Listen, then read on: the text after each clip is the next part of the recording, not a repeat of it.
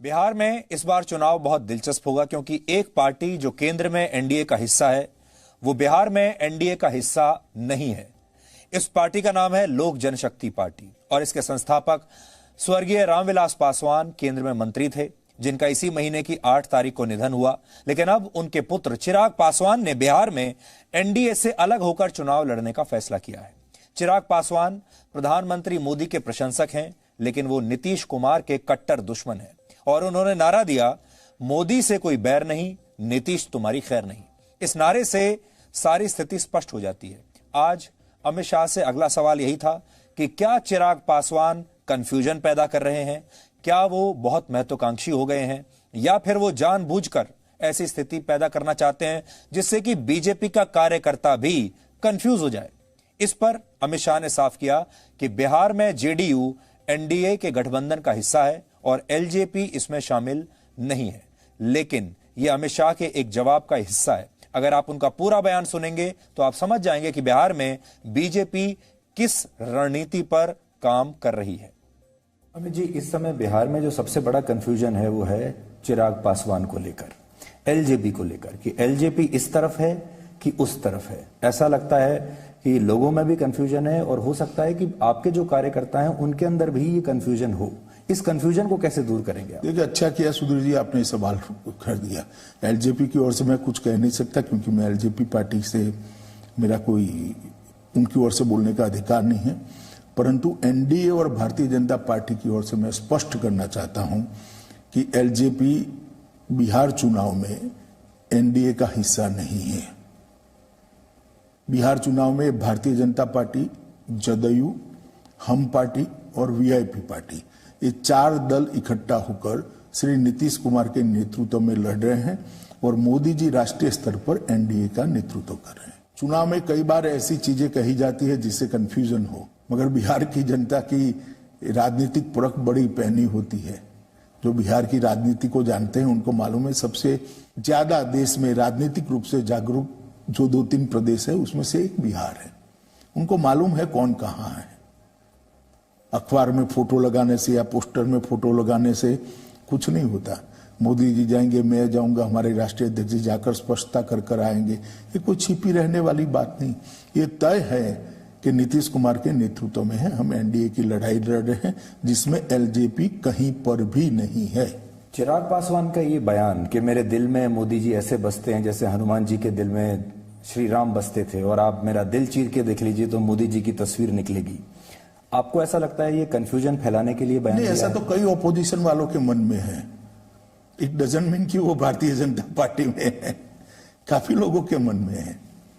आपको ऐसा लग रहा है कि चिराग पासवान थोड़े ज्यादा एम्बिशियस हो रहे हैं, महत्वाकांक्षी हो रहे हैं और इस वजह से, क्योंकि जब तक पासवान जी जीवित थे तब तक आपको इस तरह की कोई समस्या देखने को नहीं मिली थी। अब उनका अपना आकलन है, वो महत्वाकांक्षी है या नहीं है टिप्पणी करने का मुझे अधिकार नहीं है, मगर मैं इतना जरूर कहना चाहता हूं कि हमारी ओर से, एनडीए की ओर से भारतीय जनता पार्टी इनसे चर्चा कर रही थी, नड्डा जी कर रहे थे, मैं भी कर रहा था, हम दोनों ने, हमारे राष्ट्रीय अध्यक्ष महोदय ने और मैंने पर्याप्त सीटें उनको ऑफर की थी, परंतु वो नहीं माने और अंततोगत्वा उन्होंने गठबंधन तोड़ दिया। जब गठबंधन तोड़ दिया तो आज वो हमारे गठबंधन में नहीं है, जहां तक बिहार चुनाव का सवाल है। पर केंद्र में वो गठबंधन में बने हुए हैं, ये कंफ्यूजन इसलिए भी है। अभी बिहार चुनाव का समय है, उसके बाद जो स्थिति स्पष्ट होगी इस पर ज्यादा स्पष्टता होगी, परंतु मैं इतना स्पष्ट कर देता हूं कि बिहार के चुनाव में लोजपा एनडीए का हिस्सा नहीं है। आपको याद होगा भारत में जब मार्च में लॉकडाउन लगाया गया था तब बड़ी संख्या में प्रवासी मजदूर शहरों से गांव की तरफ पलायन करने लगे थे। इन लोगों की संख्या लाखों में थी। इन मजदूरों के पलायन की तस्वीरों को उस समय विपक्ष ने एक बहुत बड़ा मुद्दा बना लिया था। इसलिए आज मैंने देश के गृह मंत्री से यह जरूर जानना चाहा कि पलायन का यह संकट उस समय सरकार की मिसकैलकुलेशन थी, सरकार समझ नहीं पाई इस समस्या को, या फिर इसे विपक्षी दलों और मीडिया के एक हिस्से ने बढ़ा चढ़ाकर दिखाया था। सच्चाई क्या थी, अब इस पर उनका जवाब सुनिए।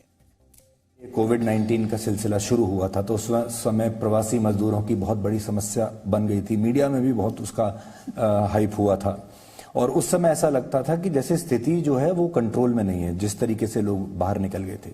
आपको ऐसा लगता है कि उस स्थिति का, उन तस्वीरों को आपको लाभ होगा या उसका नुकसान भी हो सकता है? और ये पहला रेफरेंडम है उस पर देश का, क्योंकि पहला चुनाव है अब इस दौर में।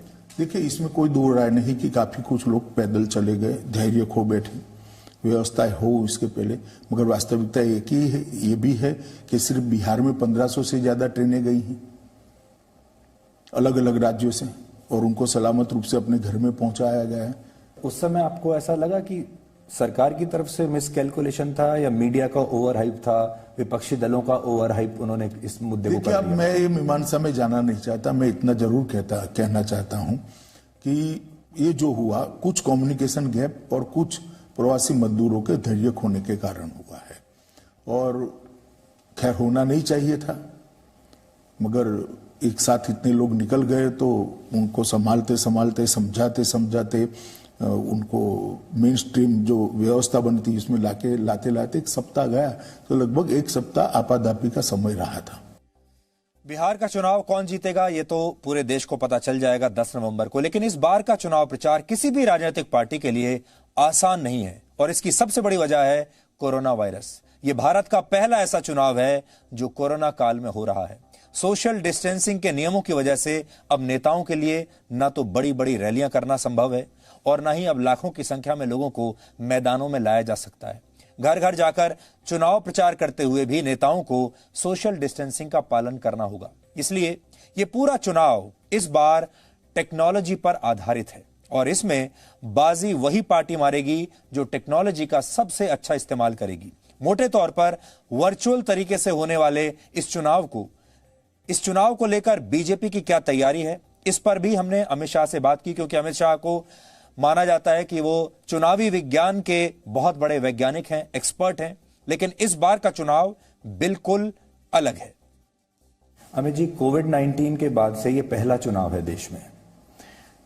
क्या अंतर आपको लगता है कि इस कोविड काल में इस चुनाव में और बाकी के चुनावों में कितना अंतर रहेगा, और क्या आपने कोई नई तरीके से तैयारी की है इस चुनाव की?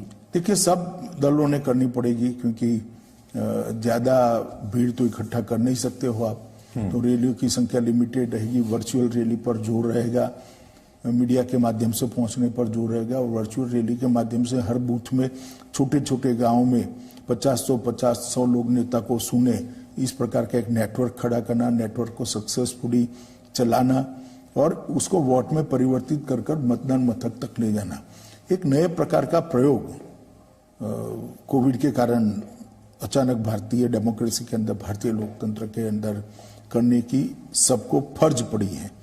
मगर मैं मानता हूं इसमें से भी कुछ अच्छा निकलेगा। चुनाव का खर्च हो सकता है हमेशा के लिए थोड़ा कम हो जाए, हो सकता है चुनाव के अंदर जो वर्चुअल रेडियो की परंपरा होती है वो कोविड के बाद भी चालू रहे, लोगों का समय भी बचेगा, मतदाताओं का भी बचेगा, राजनीतिक कार्यकर्ताओं का भी बचेगा। बीजेपी एक ऐसी पार्टी रही है जिसने शुरू से आईटी पर बहुत जोर दिया है, एक तो आपका ये एडवांटेज हो सकता है। दूसरा ये कि आप रणनीतिकार हैं, लेकिन साथ में आपने कोविड-19 में भी बहुत काम किया, तो आपका जो अपना तजुर्बा है, जब आपने दिल्ली में और बाकी जगह गृह मंत्री होते हुए काम किया कोविड-19 का, उसका भी कुछ लाभ आपको मिला चुनाव कैंपेन ड्राफ्ट करने में बिहार में? नहीं, देखिए, हमारी आईटी सेल ने बहुत मेहनत की है। लगभग 3 महीने पहले से हमने वर्चुअल रैली को देश भर में, न केवल बिहार में, एक एक्सपेरिमेंट करा था।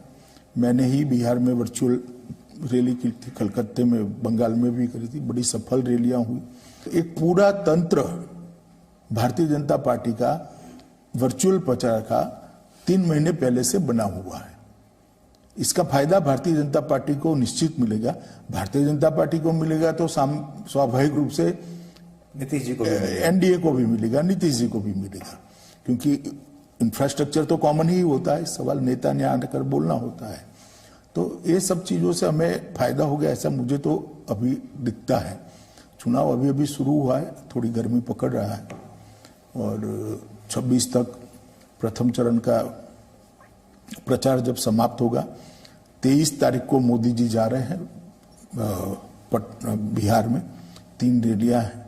मुझे लगता है और भारतीय जनता पार्टी और एनडीए के लिए बड़े वेव की वहीं से धक्का मिलेगा हमें, फायदा भी हुआ।